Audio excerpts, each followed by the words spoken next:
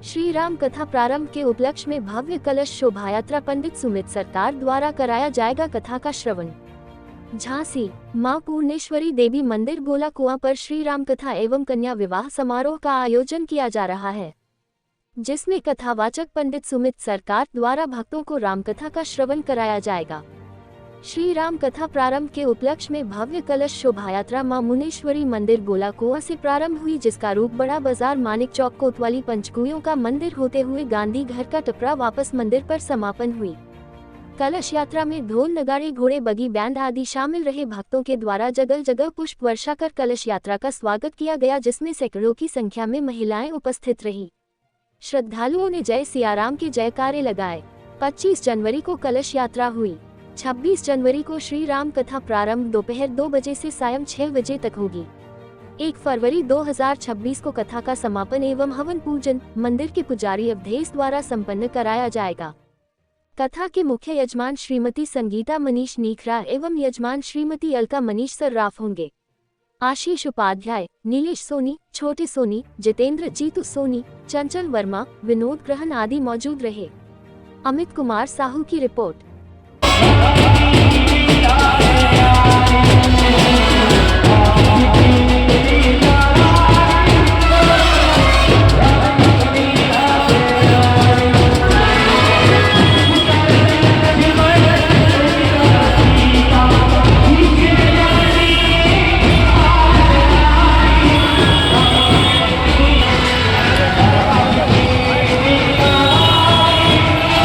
हमारा नाम है पंडित सुमित शास्त्री और यहाँ राम कथा का आयोजन हो रहा है और जो बड़ी धूमधाम से माँ पूर्णेश्वरी जो समिति है, यहाँ दुर्गा समिति बनी हुई है, बड़े अच्छे तरीके से उन्होंने आयोजन किया है। राम कथा जो है वो अन्याय पे न्याय की जीत को दर्शाती है, मर्यादा में जीना सिखाती है। राम का चरित्र हर घर में होना चाहिए ऐसा बतलाती है। जैसे कि कृष्ण चरित्र इतना कठिन है कि उसको कोई अपना नहीं सकता।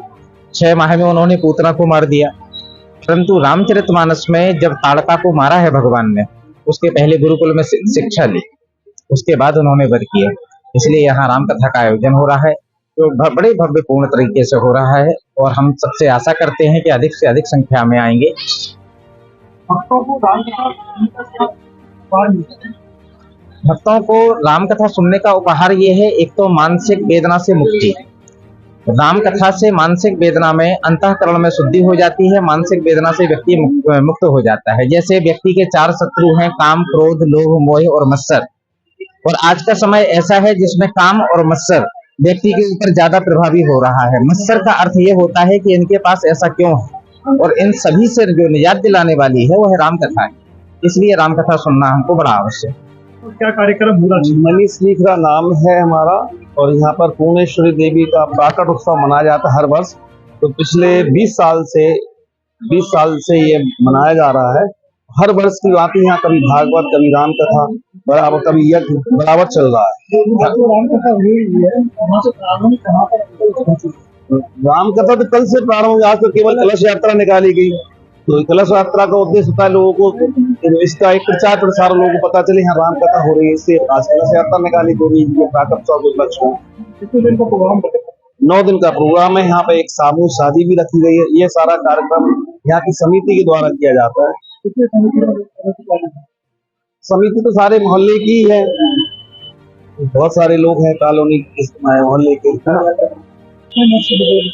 महत्व ये कि हमें भगवान राम के आदर्शों पर चलना चाहिए। राम कथा हमको जीना सिखाती है कि किस तरह से हमें जीना चाहिए, मर्यादा में रहना चाहिए, और भगवान राम के चरित्र के हिसाब से हमें किस तरह से आदर्श प्रस्तुत करना चाहिए। ये इसका उद्देश्य लोगों में भावना पहुंचे, भक्ति भाव पहुंचे।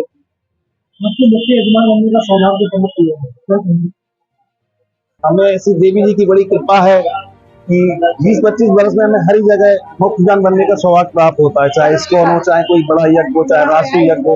ये भगवान कृष्ण की कृपा है, देवी जी की कृपा है, और हमारा उद्देश्य है जीवन का कि हम बस भगवान में जुड़े रहें। आइए सब लोग, आइए कथा का आनंद लीजिए। तो सभी की होती है, कथा कराने का उद्देश्य होता है कि सभी लोग आए, अधिक से अधिक आए और अपने जीवन में बदलाव करें। एक क्षण भी मनुष्य के जीवन में बदलाव कर सकता है। मेरे जीवन में तो किया है।